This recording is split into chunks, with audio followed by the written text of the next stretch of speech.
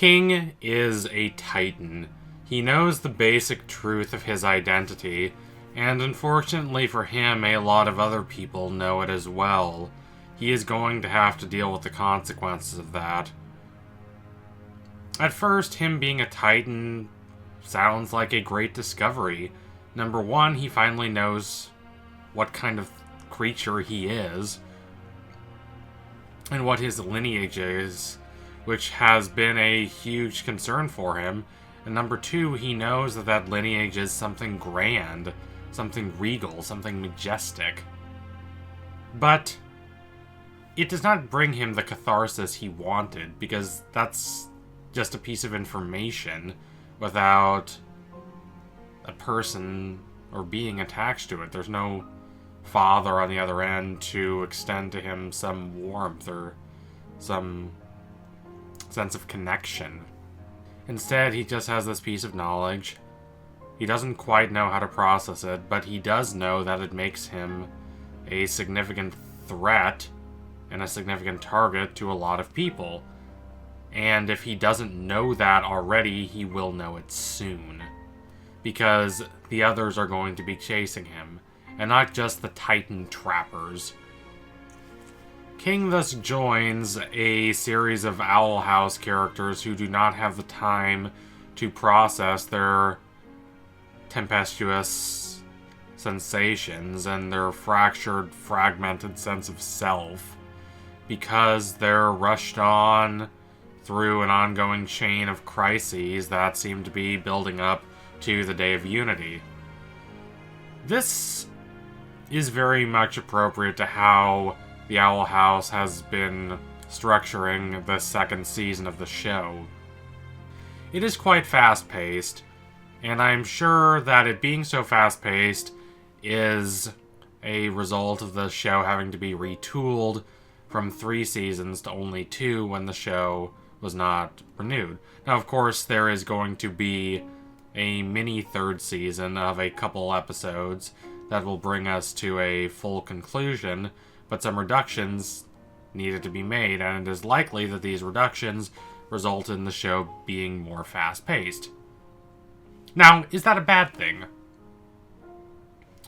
We talk about studio interference constricting the ability of a showrunner to make their show as being not just abstractly bad because it's bad in principle, but we also talk about it as being innately negative for the show that's being constrained. And this is not necessarily always the case. The show's structuring and its pacing change, but this is not innately negative. It is not that the show does not spend time processing the emotional and psychological consequences certain revelations have on characters. It's just that the characters do not have time to process these consequences and to try to struggle to piece back together their fractured, diffuse sense of self. Instead, they're still a bit distraught and a bit dazed, even as they're forced to help others. This is clear in the case of Luce. If the show was paced more slowly, she would perhaps have more time to think about what happened between her and Belos, what this means for her practically, what her sense of guilt does to the burning optimism with which she pursued the secrets of Philip Whittabane, and she'd perhaps have time to talk about this with Ida, not just in the truncated way we see in Edge of the World, but throughout the course of a whole episode. Perhaps she'd have a chance to talk about it with Amity. It could be very sweet, and maybe work in some random side plot in there. That's not really the focus, because the focus would remain the process of Luce thinking about and considering what she's gone through. But the show doesn't have time for that, and it works that into the plot. Luce, in the episode, does not have time to completely detach herself from her immediate physical reality and think about what she's gone through from more neutral and more philosophical perspective.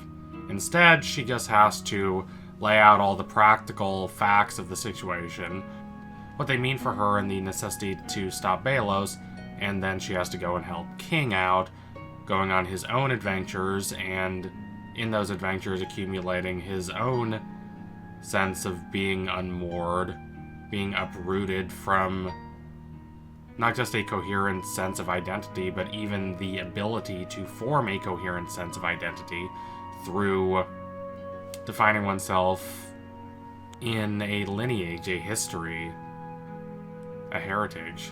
He doesn't have any of that. And as this episode hints at, these broken little fractured senses of himself are going to linger as the show progresses. There's not going to be time for him to just spend quieter episodes considering what happened, or maybe having a fun adventure that allows him to process what he's gone through. Instead, he's trapped in this mire, but there are still practical concerns that need to be taken care of. The characters in this show, in Season 2, are constantly left in an unstable position. They're constantly left in a state of uncertainty. Instead of a clear sense of their own values, their own wants, and their own perspectives, they're more of a haze, a vague blur of a person trying to grapple with the fragmentation and the dissolution from a prior sense of self and a prior sense of community, while also having to handle their practical concerns. And that's actually really interesting to watch. And I'm not necessarily sure that the two ideas we're working with here, this necessity of trying to work through the experiences that have left one alienated and isolated, and the practical concerns that need to be dealt with, I don't think those two would have been as combined had the show been able to sprawl out. But that they are combined gives the show a kind of delirious, almost surreal, wandering, exhilarating, dreamlike rush to it, which I kind of like. It's not going too fast, but it is going fast enough to kind of leave one a little disoriented. And being disoriented is not necessarily a bad thing. But as for those practical concerns, the Titan Trappers are the biggest immediate threat to King, but they are likely not going to be the primary threat. Though they were able to pose a significant challenge to Luce, Hootie, and King, that is in part because they had the sense of surprise on their side, and it is in part because they were fighting on the Titan Trappers Island, and it is also in part because Luce and company did not have backup. If Ida and Lilith had been there to help them, there would not have been nearly as much anxiety and instability. But Lilith wrongly thought that there was no danger for King in that region of the world. Instead, that the Titan Trappers know that King is the Titan is primarily relevant to us because we have to think about what this means for Belos and the Collector. The Titan Trappers worship the Collector as a god. Does he receive these prayers? Does he care what they think of him? Is the Collector paying attention to these random people?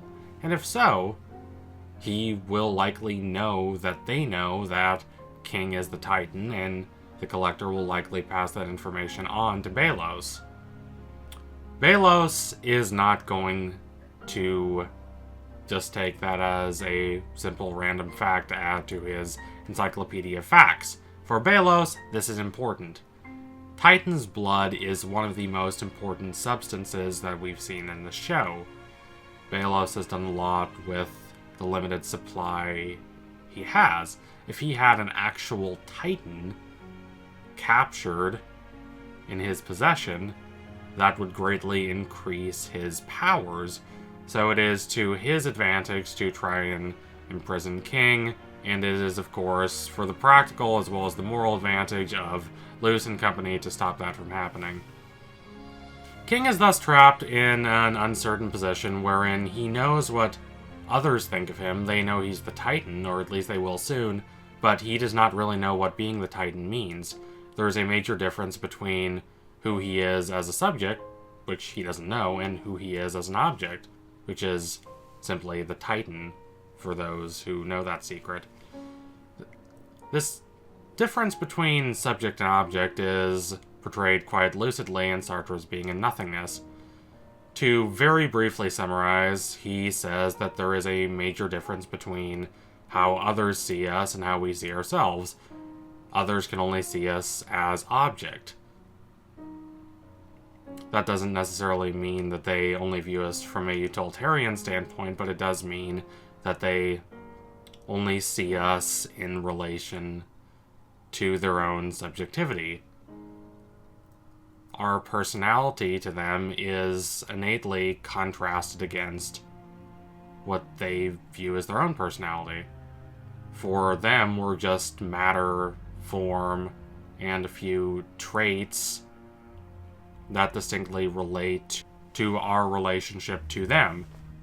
Brother, sister, mother, father, friend, enemy, rival, lover, ex-lover. But for us, we're constantly in the process of change. We can constantly determine our own identity and stake out new paths for ourselves. Whereas others see us as stable and firm, this solid thing, just like a house or a building, we experience ourselves as constantly in the process of becoming, of making choices that determine who we are. And perhaps King not being able to form a firm identity is not necessarily a bad thing. Lacan talks about how a permanent identity can be a sort of trap, as it stops us from constantly being in the process of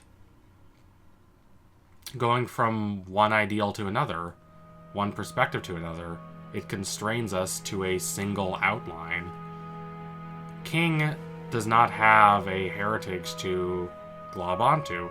He does not know necessarily what it means to be a Titan. There is no one to teach him that. But the good part about that is that he can now determine what that means for himself with the help of Luce and the rest of his found family. And that is a wonderful thing indeed. So thank you all for watching. If you liked what you saw today, don't forget to like, comment, and subscribe. Donate to my Patreon if you can and you want to see more videos like this. Keep watching The Owl House. I can't believe Season 2 is going to be over in a couple weeks. It's been an honor and a pleasure to go on this grandiose journey with y'all. So thank you. Anyway, tune in soon for my next analysis. Donate to my Patreon if you want to see episodes before anyone else. See you soon. Adios, comrades.